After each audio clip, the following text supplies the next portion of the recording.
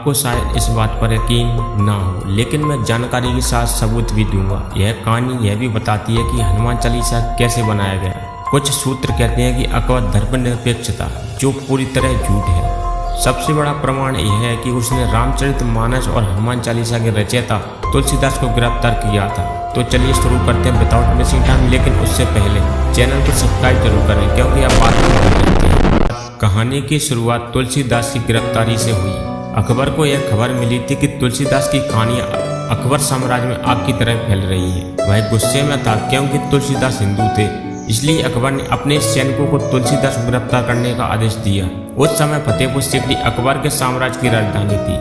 अकबर को तुलसीदास से गहरी नफरत थी, क्योंकि उनकी राम और हनुमान से मिलने की कहानियां बहुत प्रसिद्ध हो गई थी।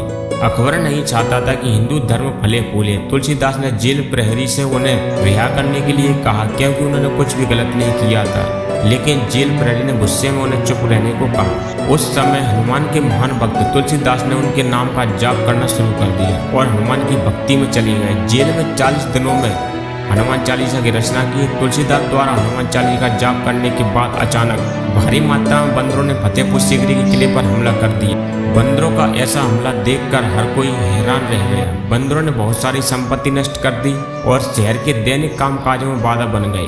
फतेहपुर सीकरी शहर का प्रबंधन करना बहुत कठिन हो गया और अकबर को अपनी पसंदीदा राजधानी फतेहपुर सीकरी से लाहौर स्थानांतरित करनी पड़ी। इस तरह के चमत्कार के बाद यह स्पष्ट था कि यह घटना हर जगह आग की तरह फैल गई, जिसके परिणाम स्वरूप तुलसीदास की रिहाई हुई।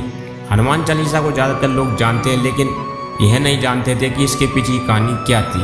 तुलसीदास ने एक मिसाल कायम की कि कोई भी संतों की शांति भंग न करे। इसके बाद कई बंदर उस शहर को छोड़कर चले गए और कई मारे गए, लेकिन अभी भी बहुत सारे बंदर बचे हुए हैं। तुलसीदास और अकबर के बीच हुई वार्ता के कुछ सबूत।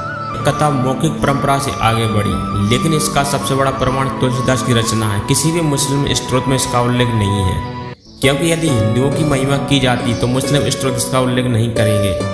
मुस्लिम सूत्रों का कहना है कि पानी की कमी के कारण अकबर को फतेहपुर सीकरी छोड़कर जाना पड़ा।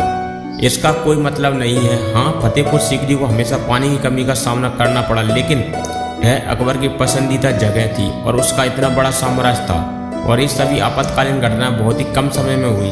बिना किसी स्रोत के शहर में पानी की इतनी बड़ी कमी की भविष्यवाणी की गई, जो साबित करती है फतेहपुर सीकरी छोड़ने के पीछे पानी के अलावा और भी कारण थे। कुछ पुस्तकें जहां इतिहासकारों ने तुलसीदास के लेखन पर शोध करने के बाद इसका उल्लेख किया, आप पढ़ सकते हैं, जो इस प्रकार है।